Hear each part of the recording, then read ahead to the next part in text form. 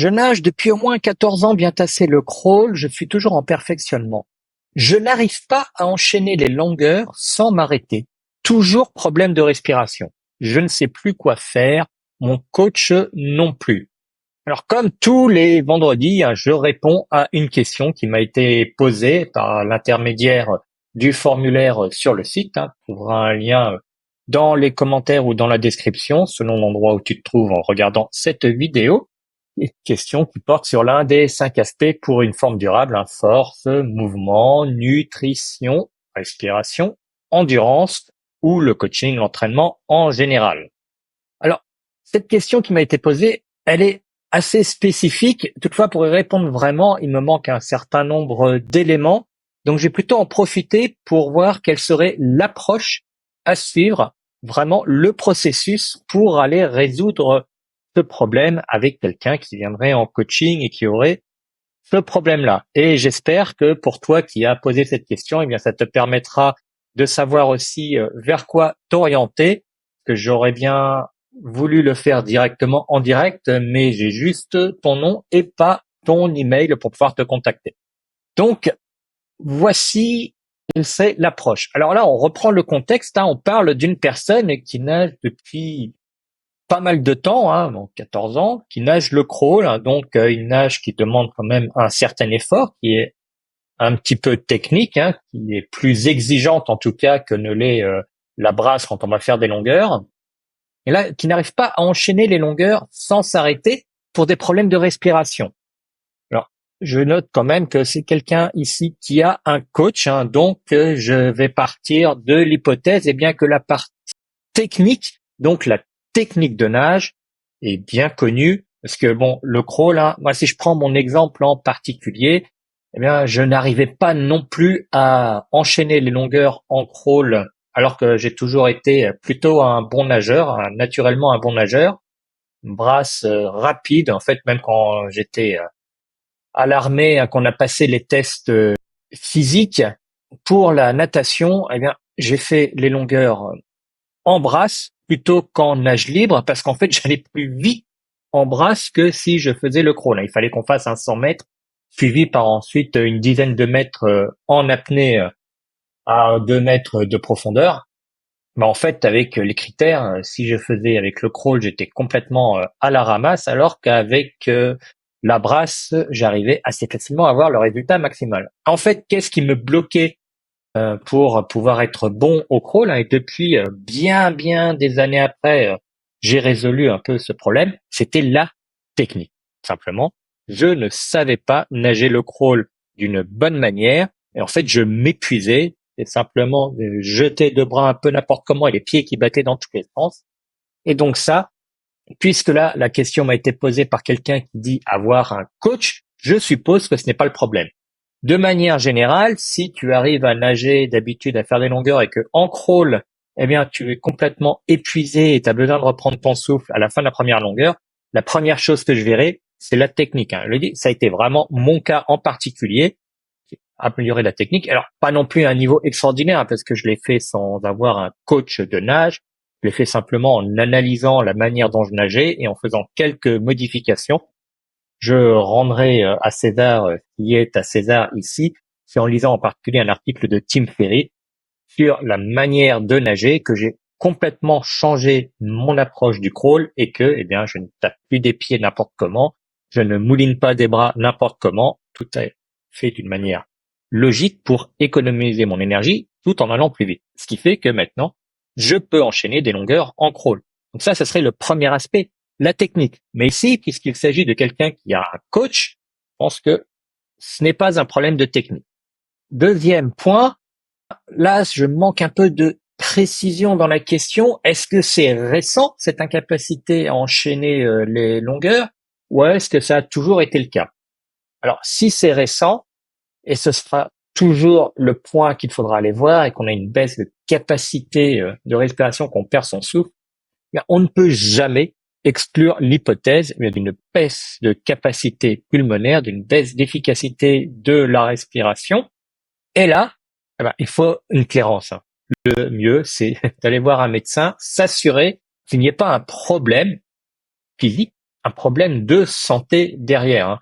Que si on va vraiment dans les extrêmes, eh bien des fois les gens se rendent compte qu'ils ont un cancer du poumon à un moment où ils n'arrivent plus à respirer, à un moment où les poumons sont déjà très atteints.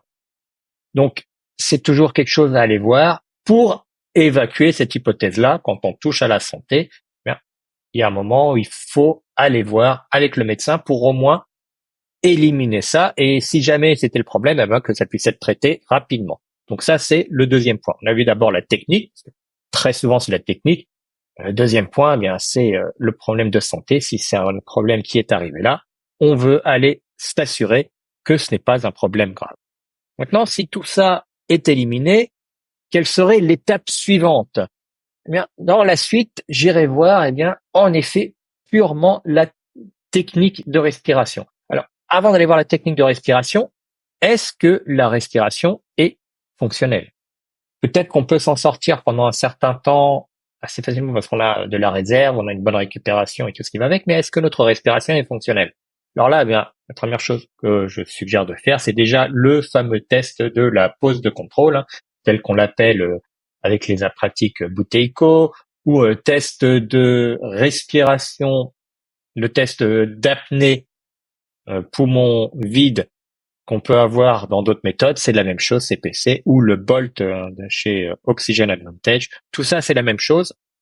Je mettrai aussi un lien où tu peux aller passer ce test et j'explique dans une vidéo vraiment quelles sont les conditions pour passer ce test pour qu'il signifie quelque chose et que donc on puisse se fier aux résultats. Ce test, donc, c'est une apnée poumon vide après une expiration normale dans des conditions de calme. Et on va s'arrêter au premier signe clair de respiration. Souvent, ce sera un mouvement du diaphragme ou une contraction au niveau de la gorge. C'est pas une apnée maximale, c'est une apnée jusqu'au premier signe de respiration, signe physique. Et dans ces cas-là, eh bien, si on est en dessous de 20-25 secondes, on sait que là, il y a un travail à faire pour l'amélioration de l'efficience de la respiration. Et ça, ce sera donc un autre point, et ça, pendant quelques semaines, aller travailler sur la respiration. Maintenant, si on a une respiration fonctionnelle, eh bien, ça peut être la technique de respiration. En brasse, c'est souvent plus simple, parce qu'on va avoir une sortie à chaque fois, on va pouvoir avoir une inspiration et repartir. En crawl, c'est là où c'est plus compliqué parce que, en effet, dans la manière dont on nage, on a rarement la possibilité d'aller prendre une bonne respiration. Et d'un point de vue technique, il faut pouvoir prendre la respiration de la bonne manière. La question qui peut se poser, c'est, paradoxalement, parfois, peut-être qu'on prend trop d'inspiration, qu'on veut respirer trop souvent, et en fait, on va amener plus d'air que nécessaire par rapport à l'effort qu'on est en train de fournir. Et donc, on se retrouve en hyperventilation. Et paradoxalement, eh bien, ça peut faire monter un sentiment à la fin de la longueur d'épuisement, un besoin de respirer. On peut s'habituer à écarter les respirations, au lieu de le faire tous les 3, peut-être tous les 5, tous les 7.